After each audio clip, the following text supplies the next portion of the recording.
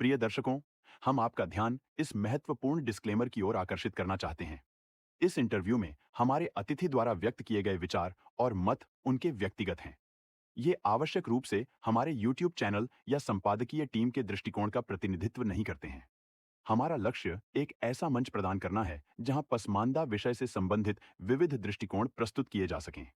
हम विभिन्न विचारों को सामने लाने का प्रयास करते हैं, लेकिन इनका समर्थन या विरोध नहीं करते। आपके समय और सहभागिता के लिए हम आभारी हैं। यदि आपके कोई प्रश्न या चिंताएं हैं, तो कृपया हमसे संपर्क करने में संकोच न करें। पसमानदा समुदाय का महत्वपूर्ण अंग होने के लिए धन्यवाद। सादर, अब्दुल्ला, मंसूर, पसमानदा, डेमोक्रेसी।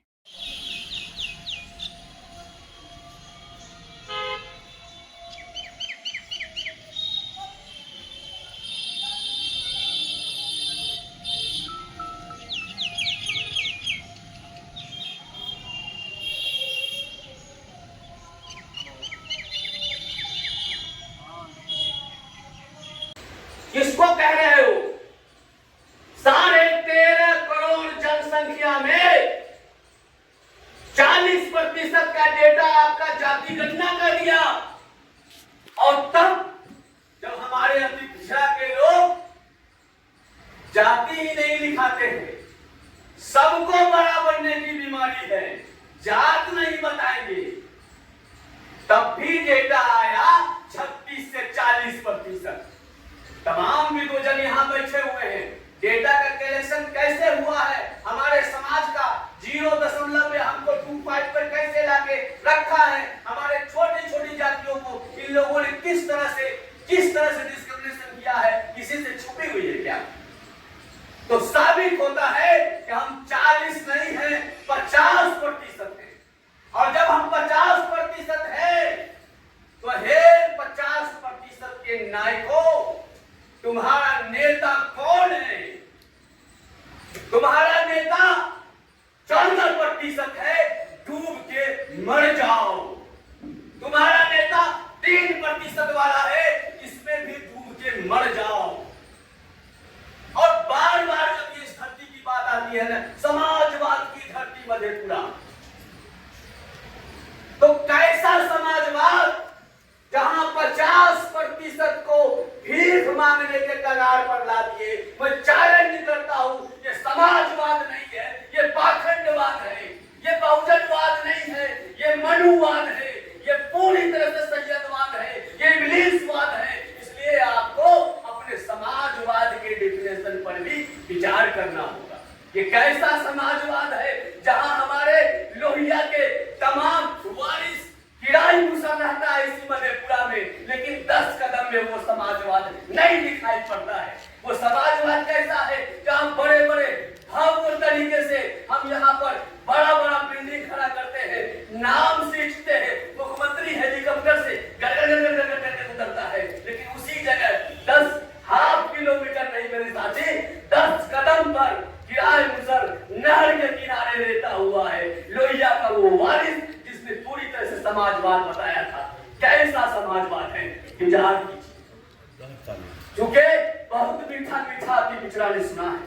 एक अति पिछड़ा का नायक पैदा हुआ कितने दिनों के बाद, जब हमारे अति पिछड़ा पर पूरी तरह से जब छुरा चलाया जा रहा था। एक बिहार का बेटा, एक कर्पूरी का वारिस, एक कर्पूरी का संतान खड़े होकर कहा, खबरदार, हम किसी भी सूरत में अति पिछड़ा की हकमारी नहीं होने देंगे। उनका नाम रामबली चंद्रवंशी। वो नायक आज आपके मधेपुरा के धरती पर है। विचार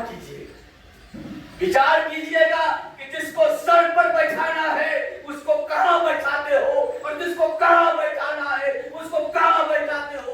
याद करना, एक पूरे मधेपुरा जिला में, पूरे कोसी क्षेत्र में एक अति पिछड़ा का कॉलेज है। एक टंके के चोट पर छाती खड़ा होकर दिखा रहा है कि यह अति पिछड़ा सींच रहा है, लेकिन चेहरा देखो, अपने कॉलेज को देख लो, कॉलेज की दीवारें देख लो, कॉलेज की दीवारों को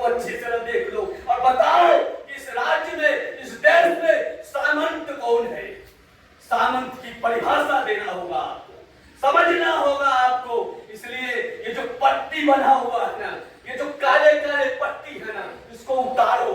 आओ मिल के बात करते हैं। जुब्बा साहनी के संतान हैं हम लोग। आओ कर्पूरी ठाकुर के संतान हम लोग हैं। आओ कयूम अंसारी के संतान हम लोग हैं। आओ आसिम बिहारी के संतान हम लोग हैं। आओ गले मिलो और पूरी ताकत से इस सत्ता को बताओ, इस देश को बताओ कि कर्पूरी का जो समाजवाद था वही रियल समाजवाद है।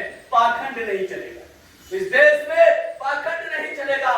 और जब रामबलि चंद्रवंशी आवाज दे आपको अति पिछड़ा के लिए, सबसे ज्यादा लोग, आपको क्या लगता है जितने लोगों ने चाकरी की, जितने लोगों ने दलाली की, वो जाके एक पद एमएलसी के लिए जाके घुटने पर होता है, मर जाता है। लेकिन जब सत्ता की बात आई, जब कड़ा संघर्ष की बात आई, अति पिछड़ा की हिस्सेदारी की बात आई, तो आपका बेटा, आपका भाई कहा कि ठोकर मारते हैं ऐसे पद को, लेकिन किसी भी सूरत में अपने संघर्ष को नहीं छोड़ेंगे, अति पिछड़ा के अधिकार को नहीं छोड़ेंगे। और सबसे बड़ी बात है कि कर्पूरी ठाकुर के विचारधारा को नहीं छोड़ेंगे। एमएलसी का पद हमारी जूती के नोक पर, वो आपका बेटा आपके बीच है, वो आपका भापका बीच है। और क्यों सपने देखते हो, क्यों दिख करता है वो उस हेलीकॉप्टर के चारों तरफ नाचते हो, उस कला भवन में, उन तमाम स्टेडियम में कौन सा समाजवाद तलाशने जाते हो, ये जानते हुए भी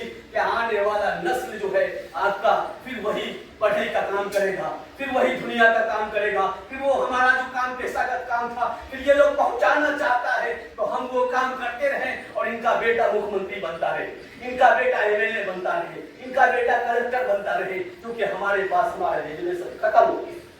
आपके पास रिजर्वेशन नहीं है।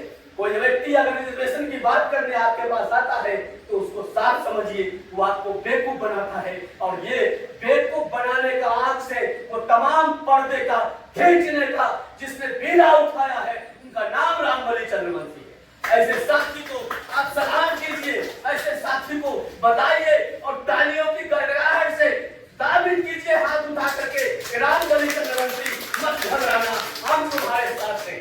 रामबलि चंद्रवंशी मत घबराना, हम तुम्हारे के साथ हैं। तो बोलिए, नारा दीजिए और बताइए मधेपुरा की धरती से, किराए मुसर की धरती से, ये बता दीजिए पूरी दुनिया को कि रामबलि चंद्रवंशी आपको घबराने की जरूरत नहीं है। ये पूरा बिहार आपके साथ खड़ा है, अति पिछड़ा का पूरा समाज आपके साथ खड़ा है, हर शोषित वंचित तबका आपके साथ खड़ा है, ये पूरी लड़ाई आपके साथ खड़ा है। इसलिए मेरे साथियों, मेरे दिल के करीब हैं आप, कभी भी अलग नहीं है। और पूरी ताकत के साथ जो हमारे साथियों ने सुझाव दिया है कि पंचायत के स्तर पर हम लोग जाएंगे, मजबूती से अपने समाज को बताएंगे और अति पिछड़ा जब 50% है तो 50% का मुख्यमंत्री होगा ना, राजा 50 होगा ना, क्योंकि संख्या जिसकी जितनी भारी है उसकी उतनी हिस्सेदारी होगी। तो जब हम 50% हैं, ये कौन सा मुख्यमंत्री का डायलॉग सुनते रहते हैं, ये मुख्यमंत्री बनेगा, अभी चुनाव आने वाला है, सब मुख्यमंत्री बनेगा, सब मुख्यमंत्री बनेगा, लेकिन बनेगा किसके वोट से, बनेगा किसकी ताकत से, इसी ताकत से बनेगा। तो यहाँ बैठा हुआ है मेरे नायकों, मेरे लीडरों, हम आपसे आह्वान करते हैं, हाथ जोड़ करके आपसे कहते हैं कि अगर ये मंडल की धरती है और क्या मिला है पता है, और अगर ये किराए मुसर की धरती है क्या हुआ है पता है, तो खड़े हो जाओ और फिर देश को बताओ कि 50% का समाज इस बार बिहार की सत्ता पर काबिज होगा, 50% का समाज प्रतिनिधित्व करेगा। बहुत हो गया 13%, बहुत हो गया 3%, बहुत हो गया 2%, लेकिन मेरे साथियों ये कर्पूरी का समाजवाद है, ये लोरिया का समाजवाद है, ये यहाँ पर डिस्क्रिमिनेशन नहीं है। अगर हमारे समाज का 0% का भी व्यक्ति अगर कोई व्यक्ति होगा तो वो बराबरी का हक रखता है। क्यों? क्योंकि इस देश में बाबा साहब अम्बेडकर का संविधान है, हम सब बराबर हैं और हम सब बराबर में मजबूती से आपके साथ खड़े हैं। इसलिए मैं फिर से और खास करके एक खूबसूरत संचालन करने के लिए आलोक जी को मैं धन्यवाद देता हूँ।